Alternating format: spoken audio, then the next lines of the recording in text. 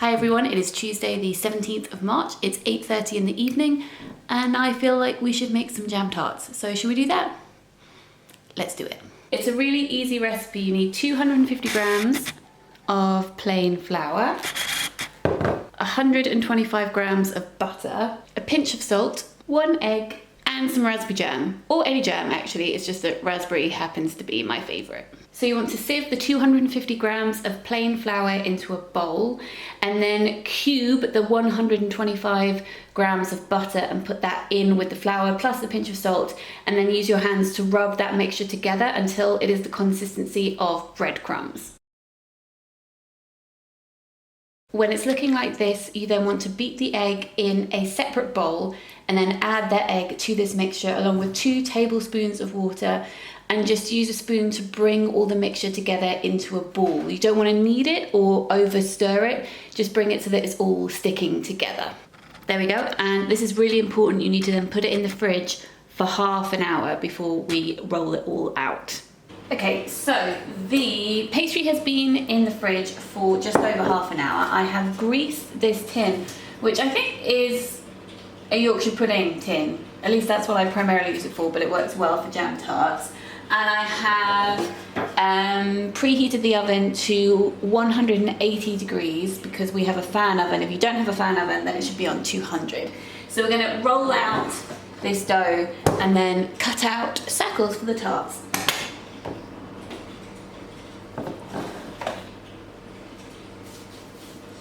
You want this to be about 1 centimetre thick. Now, I don't have any cookie cutters, so I'm going to use a glass to cut out some circles. You want the circles to be just a bit bigger than the holes you're putting them in so that they cover all the sides. And then you want to put between 1 and 2 teaspoons of jam into each tart.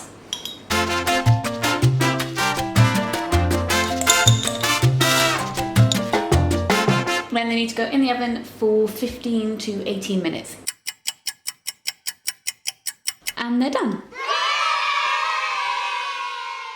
As you may have been able to tell from that last clip, I've been doing quite a bit of stress baking. Let me know what you have been doing in a comment down below, and let me know how you're doing, please. Let's have a chat. I would very much like to know that.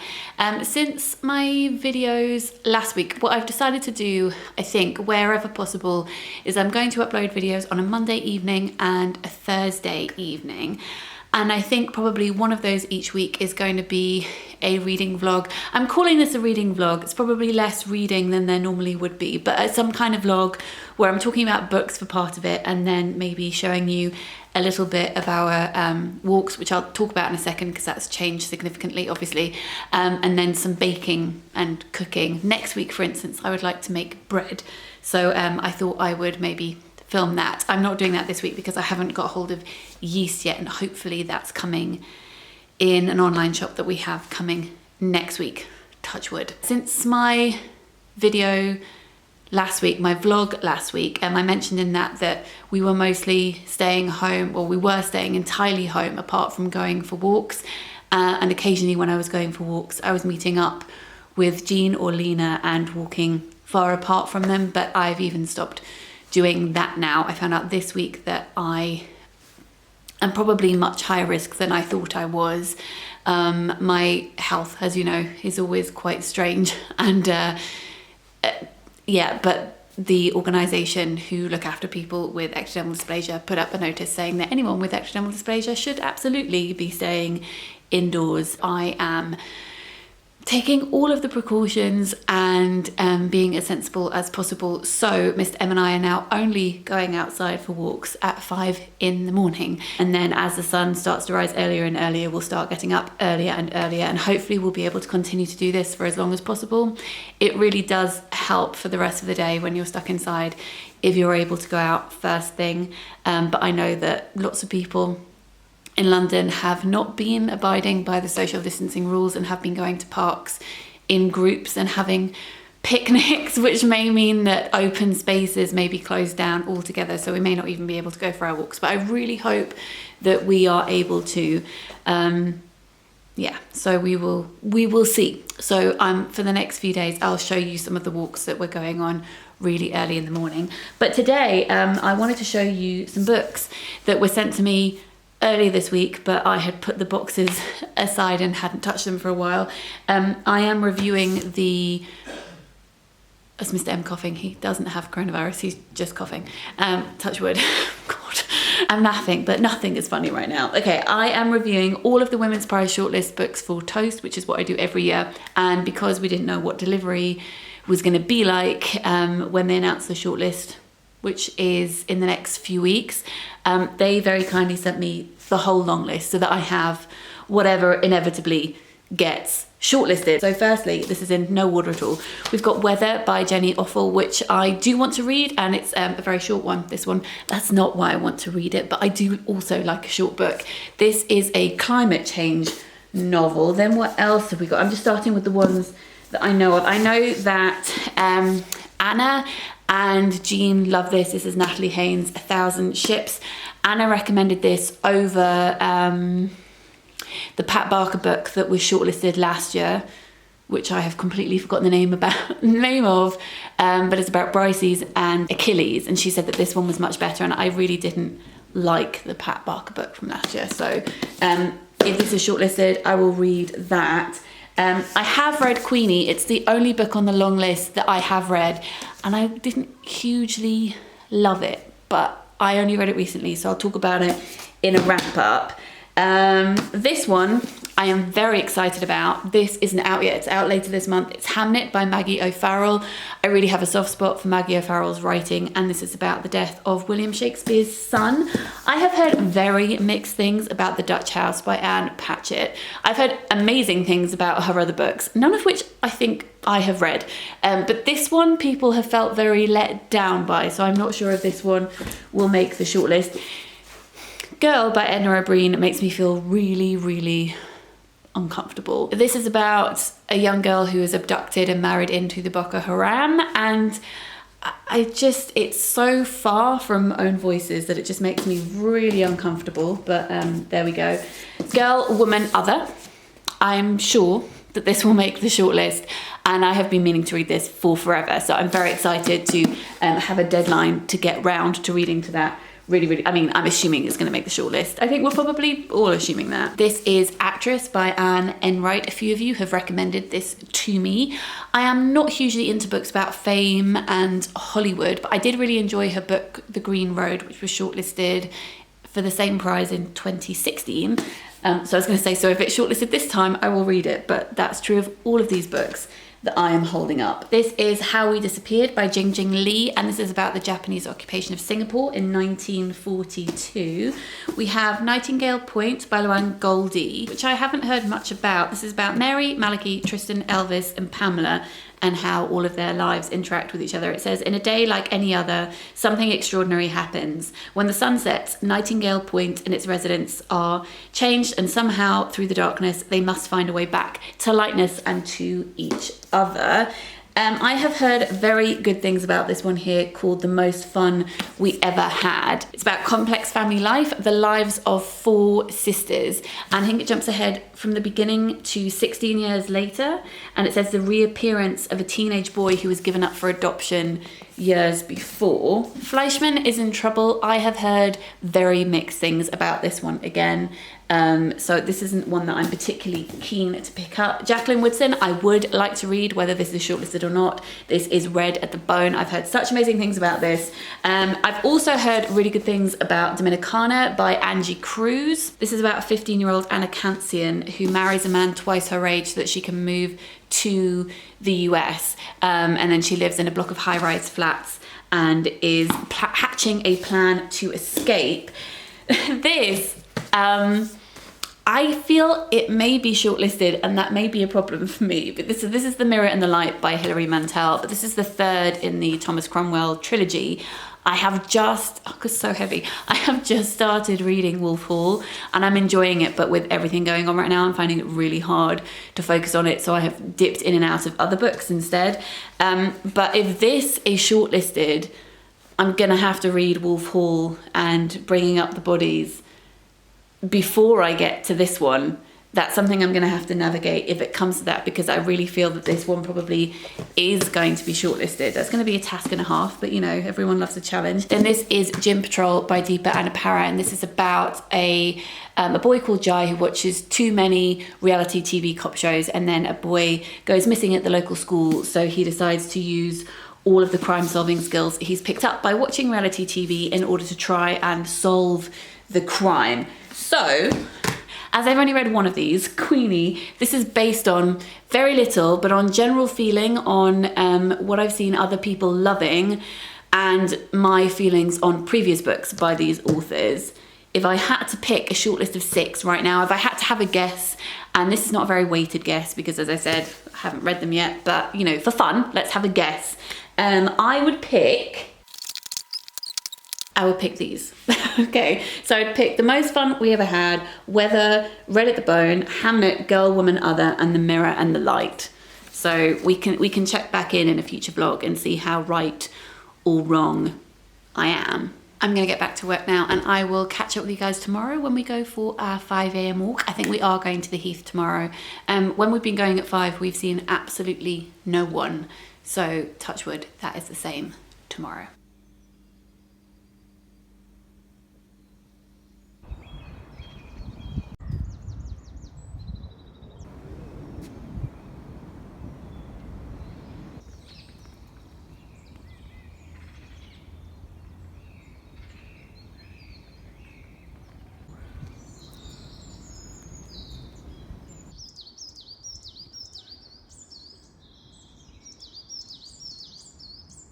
You may think that this is a strange book that I'm reading, and possibly it is, but this is Notes from the Apocalypse, A Personal Journey to the End of the World and Back by Mark O'Connell. I was sent this recently by Granta. It's coming out later this month, I think. I'll link it down below if you're interested. Mark is the author of To Be a Machine, which won the Wellcome Prize a few years ago. And in this book, which he wrote obviously well before any of the current stuff is going on, he decided to go and visit billionaires who were building bunkers. He decided to go and visit environmentalists who fear the ravage of climate change, entrepreneurs dreaming of life on Mars, and right-wing conspiracists yearning for a lost American ideal. And I fancied picking it up because I do not, me personally, everyone's reading whatever they want to read, obviously. I really don't want to read anything like Station 11, for instance, right now. I don't want to read apocalyptic fiction, nothing like that. But I am interested, because this book is in my possession, in reading about people who have always been anxious about things like the current situation happening and how they prepped for those things. And I'm not saying that the people prepping in this book are people who've been prepping for things in a calm and measured way. I think a lot of it is displaced anxiety, which I know lots of things about, just not to do with the end of the world. But I am really interested to read this, and it is reading like a Louis Theroux documentary. And speaking of which, I wanted to recommend this because it might be helpful. Something that we have tried to do is to have, I guess, markers for different points in the day, because something that I'm really struggling with is a lack of structure and control. I really like to be able to control things in a Monica kind of way. So Mr. M and I have been going for our morning walks first thing. Then obviously during the week we have our work days, which are now obviously very different. We're both working from home, and our work has changed. Well, his not so much. A lot of the stuff that he is working on is directly about the current situation. So as well as the walk, we've been playing more board games in the evenings. We've started watching The Great Pottery Throwdown, which is basically the Great British Bake Off, but with pottery instead of baking. And I know that Lauren recommended that, and it is like a warm hug. So we've been watching that in the evenings. And then just before bed, we've been listening to an audiobook together, which is never something that we have done before. And we have very different reading tastes on the whole. We have some that cross over, but we've been listening to Louis Theroux's, I think it's his first book. It's called Call of the Weird. It's quite an old book. It's only 3 hours long, but we've been listening to a little bit before bed. So that's something that I would potentially recommend, that you could have different books for different times of day. So if you are living with someone and you want to listen to an audiobook together before bed, that's really lovely. Or if you don't live with someone, you could have a book that is specifically for that time of day. You can have an audiobook before bed. You can have a short story collection, and perhaps you read one short story in the morning from that, just to try and insert a little bit of certainty into your day, even if that sounds slightly frivolous. Every little bit helps. And as a quick caveat, because this isn't something I particularly want to dwell on this week, though I think that every weekly vlog will be different, I did want to say, just in case you think I'm handling everything really well, everything as in world events, because I'm only showing short snapshots of my week, I'm not handling it very well. And we've had lots of tears this week, and lots of things have been very upsetting and difficult. And it's weird to be so far away from all of my family as well. They live about 5 hours away, and normally I think, oh, I could just, if I wanted to, I could hop on a train. And obviously I can't do that now. And it's very strange, as I'm sure, I don't need to explain this. We're all experiencing this with different people in our lives. It's very strange to not know when I'm going to see any of those people in my life again. And even the people that I do know who live in London, I don't know when I'm going to see them again either. In the when I asked for video requests last week, some of you had asked if I could do a day in the life of Lola, and I can't do that because we don't have Lola here. I was going to say that's really sad, and it is really sad. It's not the saddest thing, obviously, like it's a minor thing, but I think that furry friends do make things a little bit better, or a lot better sometimes. But as many of you know, she's not our dog, she's my mum-in-law's dog, and we can't see her because we're both self-isolating, and Lola can't come between our houses, and we can't take her for walks, we can't look after her, so we're not seeing her at all. So I can't do a day in the life of Lola because Lola isn't here, and I don't know when I'll see her again. But when I do, I will definitely share her with you, because I know that you love to see her nearly as much as we do. However, in the name of trying to find fun things to do in very surreal and often shitty situations, we are going to Skype with our friends tonight, Dan and Elliot, and we're going to try and do board game night over Skype. So we both have Quacks of Quedlinburg, and because when you play that, each player has its own board, I think it will be one that will work over Skype. So that will be a fun thing to do.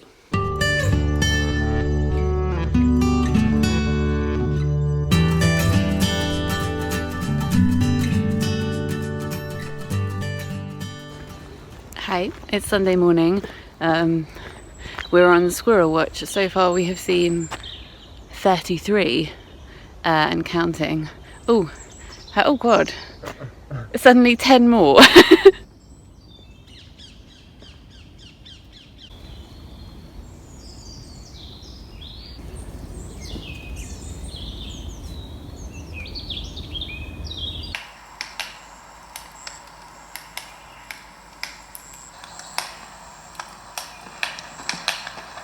We ended up seeing 92 squirrels in the end. I don't know what they're doing, if they're plotting to take over the world, I'm not sure, but it was a lot of squirrels. I meant to mention a few days ago when I was filming a clip that I finished reading this, because this is, with a reading vlog as well as an everything else vlog. This is The Bass Rock by Evie Wilde, and my goodness, this is my favourite book of 2020 so far. It's amazing. It's split over 3 different time periods, one in the 1700s about a woman called Sarah who's been accused of being a witch, one in the 1940s about a woman called Ruth who has recently married a man whose wife just died, and she's adopting her 2 stepsons, and it's ghostly and gothic and a bit like Sarah Waters.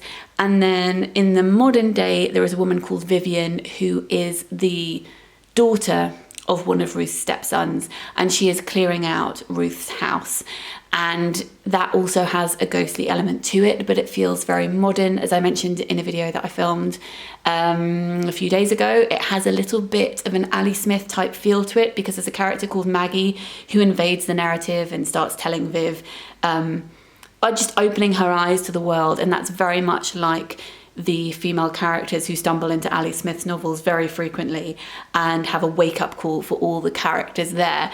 And it's set in Scotland. I loved it. So if you can get your hands on it, I really recommend it, and I will link it in the description box down below. I am going to take some time out to do some work. I'm going to film some videos that I am going to be sending to schools. So next week in the UK, schools are open for the children of key workers and vulnerable children. My mum is a teacher. I know it is so hectic right now.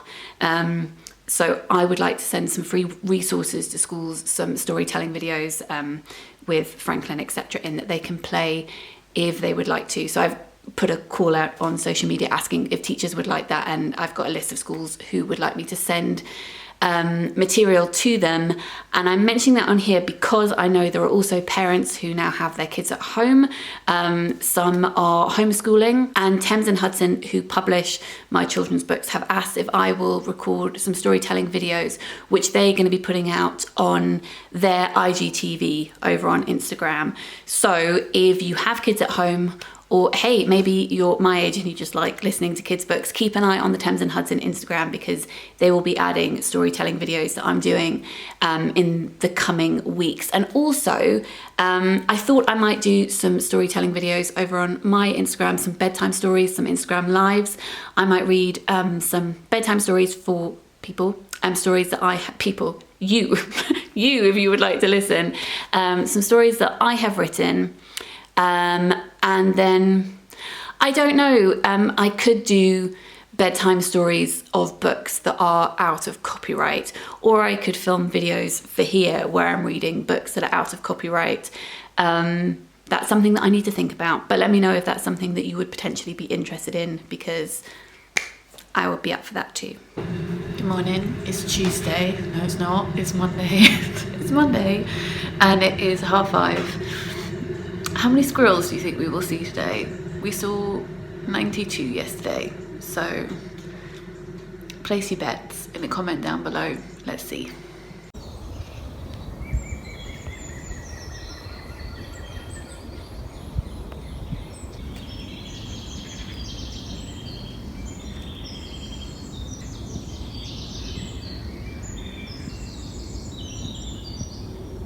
We only saw 18 squirrels today compared to 92 yesterday, so I think that means that squirrels are social distancing, and I approve. We are home now. I have no idea what that was. We are home now, and it's Monday, so it's working day today. But I'm going to take a break from work because it's just before lunch, and I'm going to make us some soup, hopefully enough so that we can freeze some as well. So come join me. I'm going to make a chili, butternut squash and sweet potato soup. I have this butternut squash left over from a curry that I was making the other day. And I'm going to peel these 3 sweet potatoes, cut them into chunks, and then roast them in the oven. While the sweet potatoes are roasting, I'm going to cut up 2 onions, this celery, which is looking a bit sad, but I think is still usable, and these 3 chilies here. These are small Thai chilies, and they're quite spicy, but you can use whatever chilies you like, or none at all if you prefer.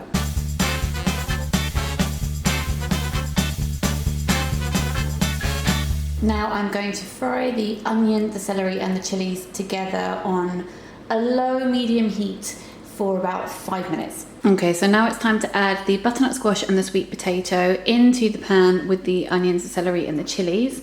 Stir that together. You can add in garlic, chopped garlic at this point if you want. I'm going to add in a bit of garlic puree because that's what I happen to have.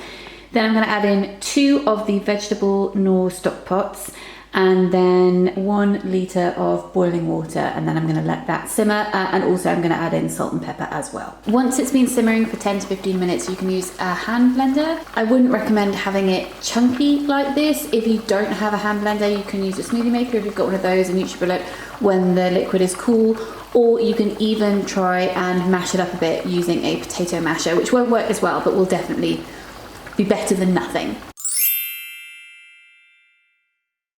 Okay, I think I'm going to leave this week's vlog here for now. I haven't edited it together yet, so I think it may be quite jumbly and all over the place, but such is life. right now. So I will leave it there. I will be doing comfort read recommendations video soon, because I know lots of you would like me to do that, and an updated favorite audiobooks and audiobook recommendations video. If you enjoy my videos and you're able to support me on Patreon, that would mean so much. I will leave a link in the description box down below if you would like to go and check that out. Please let me know how you are in a comment down below. I would love to talk. I hope you're all doing as okay as you can be doing, and I will see you very soon. Lots of love. Bye.